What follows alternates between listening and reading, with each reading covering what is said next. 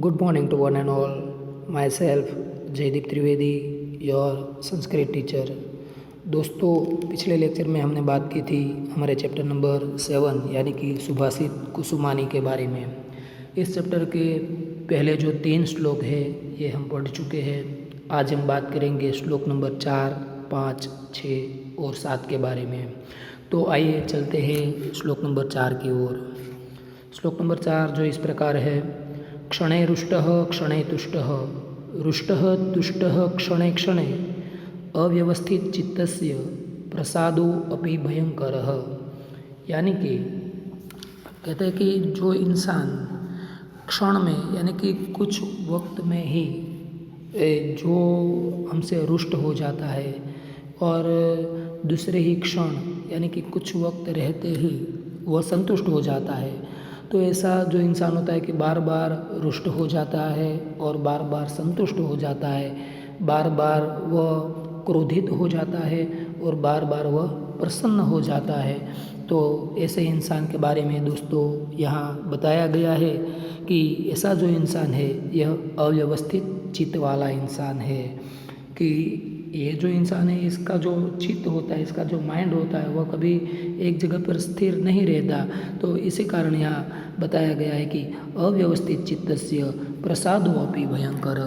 कि ऐसा जो इंसान है यदि एक बार हम पर कोई अपनी प्रसन्नता भी व्यक्त कर दे तो हमें उससे प्रसन्न नहीं होना चाहिए, क्योंकि वह नेक्स्ट वक्त में यानी कि आने वाले समय में हमसे कैसा बर्ताव करेगा ये कभी भी हम जान नहीं पाते। तो इसलिए इस श्लोक में ये बात बताई गई है। तो आइए अब देखते हैं हम सीधे ही इसका ट्रांसलेशन। इसका जो ट्रांसलेशन है दोस्तों ये इस प्रकार है, ही इज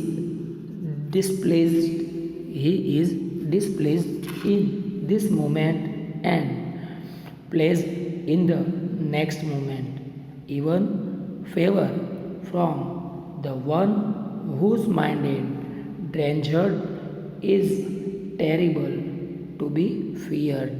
तो ऐसा जो इंसान है इसका जो माइंड है उसके लिए भी यहाँ बताया गया कि वो डेंजर है, क्योंकि आज हम पर प्रसन्न है तो कल हम पर क्रोधित होगा, और आज यदि क्रोधित है तो वह फिर से हम पर प्रसन्न भी हो सकता है। तो कभी भी हमें जिसका चित्त यानी कि मन जो है वह चलित है, स्थिर नहीं है, तो ऐसे इंसान का कभी भी भरोसा नहीं करना चाहिए दोस्तों।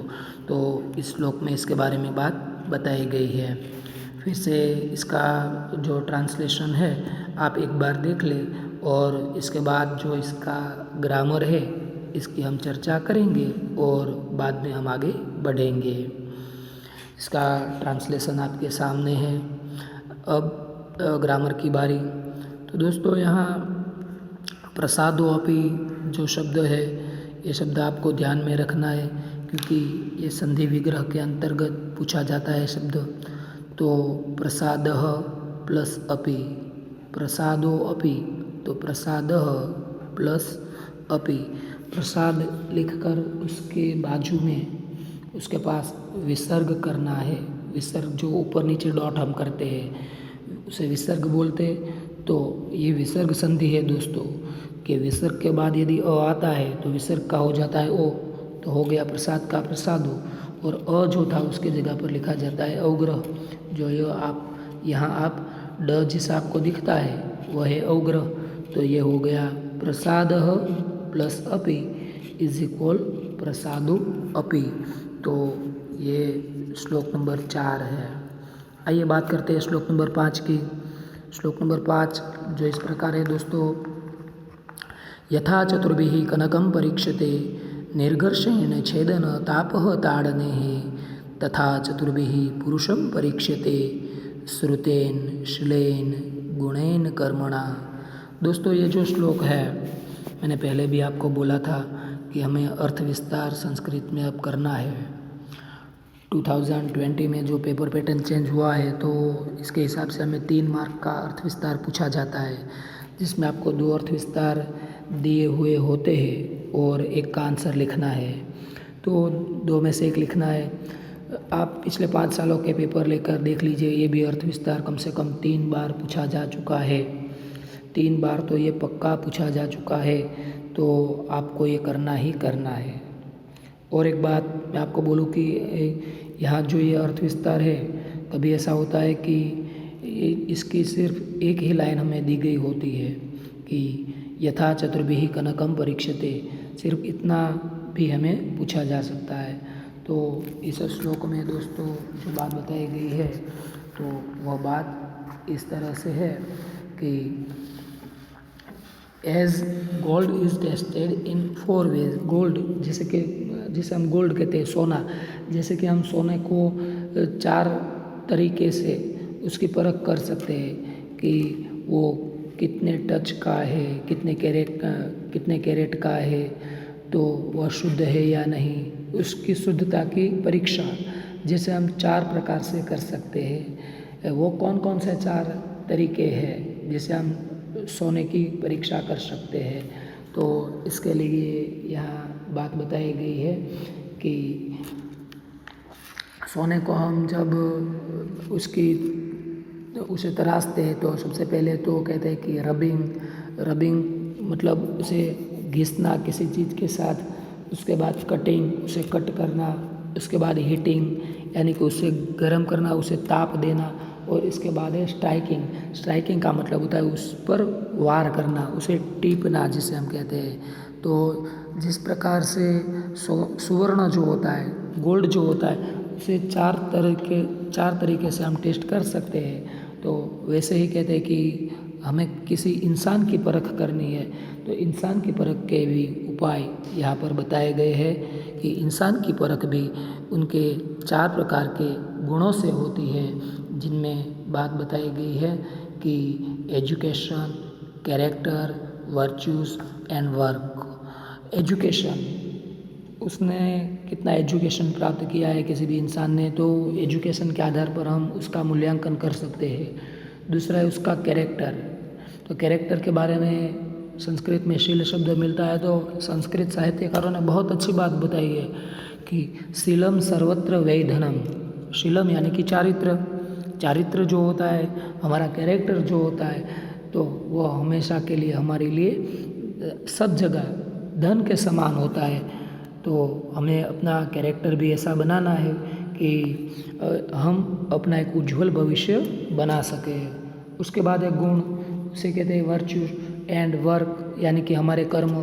तो ये 4 प्रकार से हम इंसान की भी परख कर सकते हैं। तो आपको दोस्तों ये जो श्लोक है अर्थ विस्तार में भी पूछा जाए, तो आपको सबसे पहले तो इसके 3 स्टेप लिखने हैं।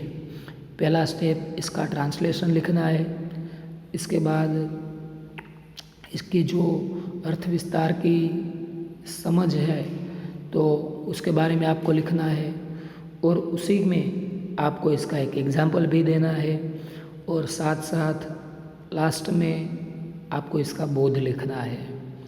देखिए, यदि पूरा श्लोक पूछा जाता है तो इसका जो ट्रांसलेशन होता है दोस्तों, इसका 1 मार्क्स होता है। इसके बाद इसके जो आप समझ या अर्थ विस्तार लिखते हैं तो उसका भी 1 मार्क्स होता है। तो 1 + 1 हो गया 2। हाफ मार्क जो है वह इसके एग्जाम्पल का होता है, और हाफ मार्क जो है वह इसके मोरल यानी कि इसके बोध का होता है। तो ऐसे कुल मिलाकर 3 मार्क्स में ये अर्थ विस्तार हमें पूछा जाता है। तो आपको ये निश्चित तौर पर पक्का करना ही है। आइए देखते हैं इसका ट्रांसलेशन। ट्रांसलेशन इस प्रकार है, as gold is tested in 4 ways, कि जैसे हम सोने को 4 तरीके से तराशते हैं, bye rubbing, cutting, heating and streaking. तो सोने को जैसे हम 4 तरीके से तराशते हैं कि निर्घर्षण यानी कि रबिंग, इसके बाद एक कटिंग, उसका कट करना, हीटिंग उसे गर्म करना, स्ट्राइकिंग मीन्स उसे उस पर वार करना। तो इस 4 तरीके से हम सोने को तराशते हैं। तो उसी प्रकार कहते हैं man is tested in 4 ways, मनुष्य की भी परख हम 4 प्रकार से कर सकते हैं, bye education, character, virtues and work. तो किसी भी मनुष्य की यदि हम परख करना चाहते हैं या हमें किसी भी मनुष्य की परख करनी है तो इन 4 गुणों के आधार पर हम मनुष्य की परख कर सकते हैं। दोस्तों, ये आपको याद रखना है। इसका जो मॉरल है वो आपको डाइजेस्ट में भी नहीं मिलेगा, आप किसी भी मटेरियल में भी शोध लीजिए, आपको नहीं मिलेगा। इसका मॉरल मैं आपको यहाँ से बताता हूँ कि मनुष्य की परख के उपाय कि man is tested in 4 ways. तो मनुष्य को जिस प्रकार से परखा जाता है तो ये बात इस श्लोक के माध्यम से हमें पता चलती है। तो आपको ये श्लोक अच्छे से अब समझ में आ गया होगा। तो अब हम चलते हैं नेक्स्ट श्लोक की ओर।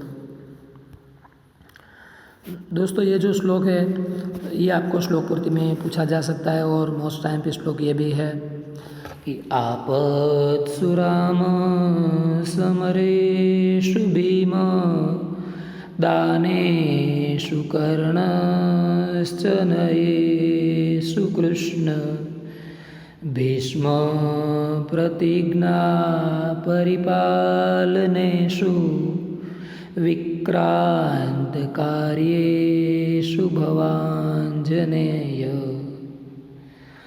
आपत्सु राम समरेषु भीम दानेषु कर्णश्च नयेषु कृष्ण भीष्म प्रतिज्ञा परिपालनेषु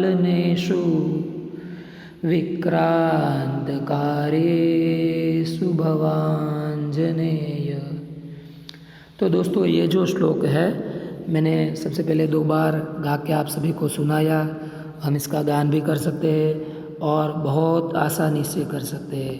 बहुत ही सुंदर श्लोक है। दोस्तों, ये श्लोक इसका जो मॉरल है, इसमें जो बात समझाई गई है ना, वो मेरे नज़रिए से बहुत ही श्रेष्ठ बात बताई गई है कि कहा गया कि आपत्सु राम, कि आपत जिसे हम इंग्लिश में कहते हैं कि कैलेमिटीज़ यानी कि मुश्किलें, कि जब भी हम पर कोई मुसीबत आए तो मुसीबत में हमें कैसा, तो क्या कहा गया कि आपत्सु राम, कि जब भी कोई मुसीबत आए तो हमें भगवान श्री राम के जैसा बर्ताव करना चाहिए। क्यों? भगवान राम ने जब दशरथ राजा पर आपत्ति आई थी कि उसने जो दशरथ राजा ने कैकेयी को वचन दिया था तो उस वचन का परिपालन कैसे करे, वचन को पूर्ण कैसे करे, तो अपने पिता के वचनों के खातिर भगवान राम ने 14 साल का जो वनवास है वह भी स्वीकार कर लिया था। तो जब भी हम पर या हमारे परिवार पर कोई आपत्ति आए, कोई कैलामिटीज़ आए, तो हमें भगवान श्री राम को अपना आदर्श मानना है और आपत्ति में हमें भगवान श्री राम जैसा बर्ताव करना है। तो इसलिए कहा गया कि आपत्सु राम। दूसरी बात बताई गई समरेषु भीम। समर का मतलब होता है दोस्तों बैटल्स, जिसे हम कहते हैं युद्ध। समर शब्द का आपको शब्दार्थ भी कभी कभार पूछा जा सकता है, तो आपको याद रखना है समर्स मीन्स बैटल्स। तो जब भी युद्ध की स्थिति का निर्माण होता है तो हमें भीम बनना है। महाभारत का शक्तिशाली पात्र भीम, मध्यम पांडव भीम बनना है। दोस्तों देखिए, हम महाभारत में खास करके बात करें तो युधिष्ठिर जो थे वो तो पहले से ही लड़ने के लिए तैयार थे ही नहीं। अर्जुन जब कुरुक्षेत्र के मैदान में अपना रथ लेकर आता है तो भगवान कृष्ण को उसे भी गीता सुनानी पड़ती है, तब जाकर वह युद्ध करता है।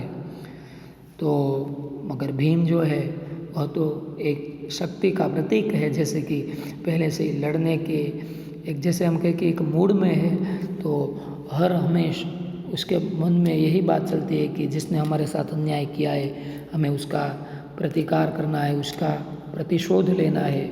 तो ये बात हमेशा के लिए उसके दिमाग में थी। तो इसलिए बताया गया कि समरेषु भीम, के भीम इन बैटल्स।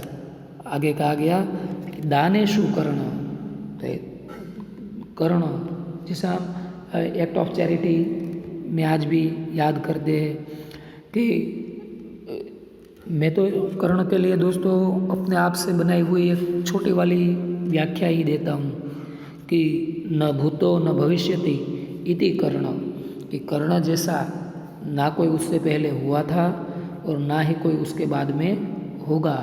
तो न भूतो न भविष्यति इति कर्ण, कि कर्ण इन एक्ट ऑफ चैरिटी। दोस्तों ये पात्र कर्ण भले ही आज हमारे बीच में मौजूद नहीं है, मगर आज भी कई लोग जो चैरिटी करते हैं तो उसके लिए हम वो कर्ण है ऐसी संज्ञा का प्रयोग करते हैं। तो कर्ण इन एक्ट ऑफ चैरिटी। इसके बाद बताया गया कि नए श्री कृष्ण हो।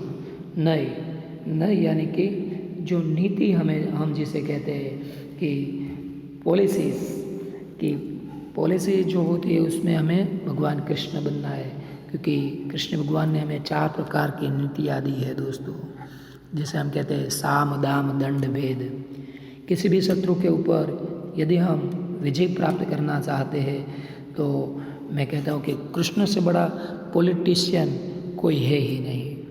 कहते हैं कि सबसे पहले शाम यानी कि हमें शत्रु के साथ संधि का प्रस्ताव रखना चाहिए, उसे शांति से समझाना चाहिए, ये बात है शाम।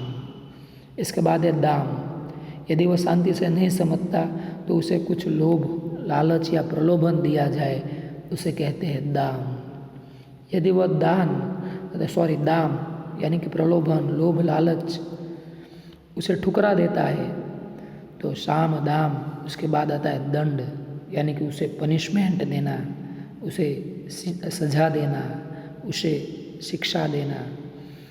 और यदि कभी ऐसा हो कि शत्रु जो है वह हम शांति से बात करते तो समझता नहीं, हमारे लोभ लालच या प्रलोभन को भी ठुकरा देता है और हम उसे दंड दे, इतनी ताकत कभी हमारे सैन्य में कभी कभार ना भी हो, तो कृष्ण भगवान इसके लिए भी चौथी नीति देते कि भेद। तो भेद यानी कि उसे डिवाइड कर देना। तो यहाँ दोस्तों रामायण का प्रसिद्ध उदाहरण भी हम इसके आधार पर दे सकते हैं कि रावण का भी वध होता है कब, कि जब विभीषण जो है वह उसकी सारी जानकारी राम भगवान को दे देता है तब। तो वो गुजराती में जो कहावत है कि घर फूटे घर जाए, वैसा ही घाट यहाँ देखने को मिला। तो ये चौथी नीति जो है भेद, तो ये बात यहाँ याद रखनी है कि कृष्ण इन पॉलिसीज। आगे कहते हैं कि भीष्म इन फुलफिलिंग्स, यानी कि भीष्म इन प्रतिज्ञा परिपालनेषु, फुलफिलिंग प्लेजेस का मतलब होता है प्रतिज्ञा। कि भीष्म तो राजा शांतनु और माँ गंगा का जो पुत्र था, जिसका नाम दोस्तों देवव्रत था। एक बार शांतनु राजा जब किसी नदी के किनारे पर घूमने गए थे तो एक मत्स्य कन्या जो थी, उस मत्स्य कन्या के प्रति वो मोहित हो जाते हैं और उसी मत्स्य कन्या से विवाह करना चाहते हैं। मगर मत्स्य कन्या का जो पिता है मत्स्यराज, वह उनसे ऐसी एक मांग उसके सामने रखता है कि आप और मेरी पुत्री दोनों विवाह तो कर सकते हैं, मगर मेरा जो नाती होगा वही राजा बनेगा और इस बात की आपको मुझे प्रतिज्ञा लेके देनी होगी। ऐसा शांतनु राजा को उसने बोला। तो शांतनु राजा थे वो तो ये बात सुनकर परेशान हो गए, वो तो तैयार नहीं थे। तो एक बार शांतनु राजा जब वहाँ से वापस आए तो अपने महल में उदास से रहने लगे, गमगीन रहने लगे। तो इसके बाद जो देवव्रत उसका पुत्र था तो उसे इस बात का पता चला कि पिताजी को कुछ समस्या है। तो उसने पिताजी की जो समस्या है उसका एक कारण जाना कि पिताजी जो है वह सत्यवती मत्स्य कन्या के साथ विवाह करना चाहते हैं। तो इसी कारण अब देवव्रत जो है वह सत्यवती के पिता के पास जाता है अपने पिता के लिए, सत्यवती को मांगने के लिए। तो सत्यवती का जो पिता है मत्स्यराज, वह भी देवव्रत के सामने भी वही प्रस्ताव रखता है कि आप एक प्रतिज्ञा लीजिए कि सत्यवती और शांतनु राजा का जो पुत्र होगा वही भविष्य में राजा बनेगा। तो उस वक्त देवव्रत जो है वह एक प्रतिज्ञा लेते हैं कि सत्यवती और शांतनु राजा का जो पुत्र होगा वही भविष्य में राजा कहलाएगा। मत्स्यराज उसे कहते हैं कि आप एक और प्रतिज्ञा लीजिए कि आप तो राजा नहीं बनेंगे मगर आप कभी शादी भी नहीं करेंगे। तो यदि शादी करेंगे और आपका बेटा होगा तो भविष्य में वह राजा का हक जताएगा। तो आप ऐसा कीजिए कि आप शादी मत कीजिए। तो उस वक्त भीष्म जो है वह देवव्रत के नाम से जाने जाते थे। तो देवव्रत ने उस वक्त प्रतिज्ञा ली कि मेरे आसपास जितनी भी पवित्र वस्तुएं हैं इन सबको साक्षी मानकर मैं गंगा पुत्र देवव्रत ये प्रतिज्ञा लेता हूँ कि मैं कभी शादी नहीं करूँगा। तो देवव्रत ने जब ऐसी प्रतिज्ञा ली तो ऊपर से आकाशवाणी हुई, भीष्म भीष्म भीष्म। भीष्म का मतलब होता है भयंकर, और तब से लेकर देवव्रत जो है वो भीष्म के नाम से जाने जाने लगे। तो तब से देवव्रत का नाम हो गया भीष्म। तो इसलिए कहा गया कि भीष्म इन फुलफिलिंग प्लेजेस, कि जब भी प्रतिज्ञा यानी कि प्लेजेस कि हमें पालन करने की बात आए तो हमें अपनी प्रतिज्ञा का पालन करना है दोस्तों। तो ये बात बताई थर्ड चरण में। आगे कहते विक्रांत कार्यसु भवांजनेय, कि Hanuman in act of Vlora, Vlora का मतलब होता है पराक्रम। दोस्तों ये बात तो हम सब जानते हैं कि हनुमान जी जो है वो बहुत शक्तिशाली थे। हनुमान जी ना होते तो कभी कोई जो राम सेतु है उसे पार कर ही नहीं सकता, ऐसा भी हम कह सकते हैं। तो हनुमान जो है वह एक पराक्रम का प्रतीक है, हमें पराक्रम देने वाला देव है। तो हमें हनुमान से पराक्रम सीखना है। तो यहाँ दोस्तों हनुमान के लिए भव आंजनेय शब्द है, यहाँ से आपको भव प्लस आंजनेय का संधि विग्रह करना है कि जब भी भगवान राम सीता जी की शोध में निकलते हैं और समुद्र पार करने जैसा पराक्रमी कार्य यदि किसी को करना आता है तो वह हनुमान है। लंका जलाता है तो वो हनुमान है। तो ऐसे कई पराक्रम हनुमान जी महाराज कर चुके हैं। तो कहते हैं कि हमें भी पराक्रम करना हनुमान से सीखना चाहिए। तो ये श्लोक बहुत अच्छा सा है।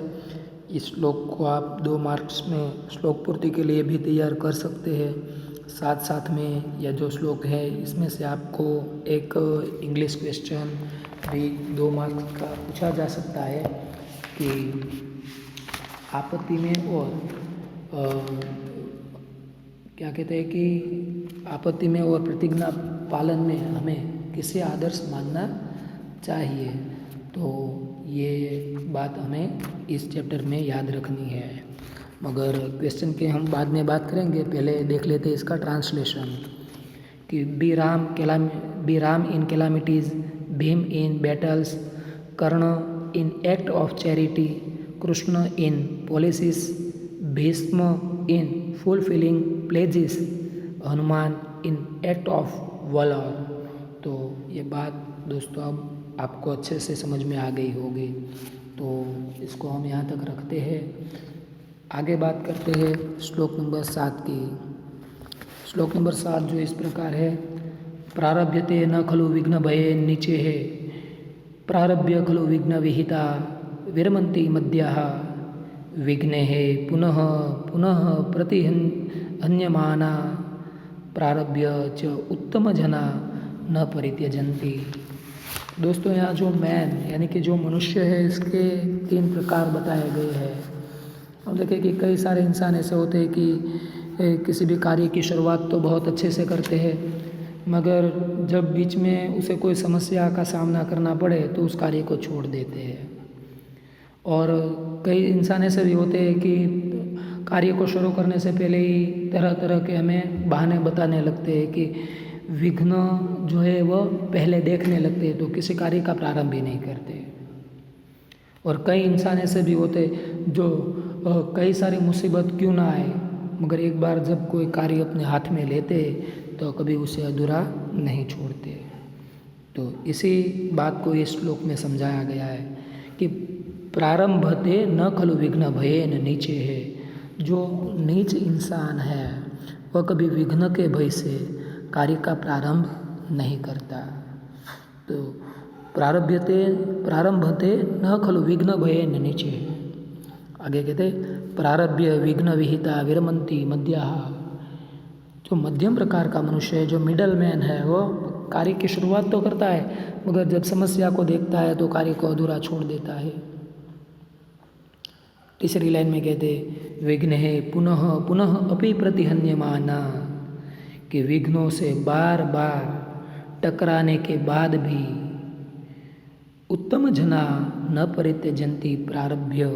जो श्रेष्ठ मनुष्य है, जो सज्जन मनुष्य है, वह कभी उसने जो एक कार्य एक बार शुरू किया है तो उसे बीच रास्ते में अधूरा कभी नहीं छोड़ता। दोस्तों, तो मनुष्य के जो 3 प्रकार है ये बात यहाँ बताई गई है।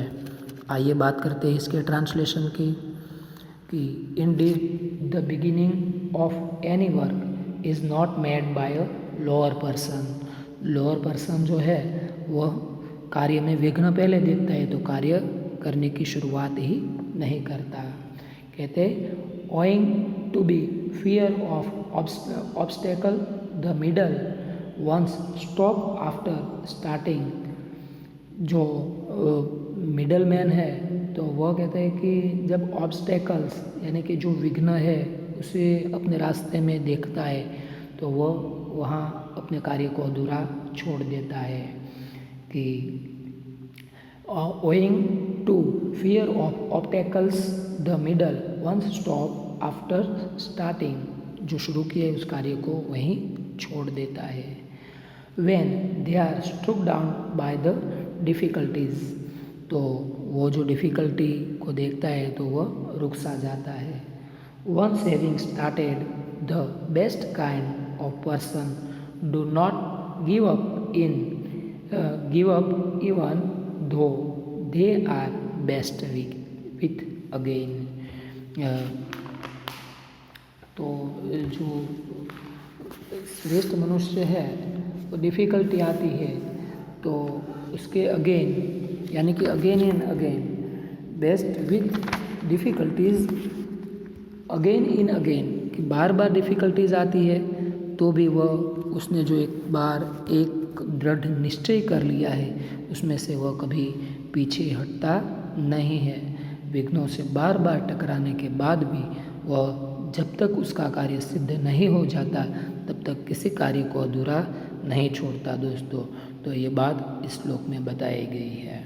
ठीक है, तो आज के ये हमारे जो 4 श्लोक है ये यहाँ समाप्त होते हैं। तो यहाँ तक हम रखते हैं। एक बार फिर से श्लोक नंबर 7 जो है इसका ट्रांसलेशन आप यहाँ देख लीजिए। कि Indeed the beginning of any work is not made by the lower person owing to fear of obstacles the middle ones stop after starting when they are struck down by difficulties। one having started the best kind of person do not give up even though they are best with difficulties again and again। तो ये हो गया इसका translation.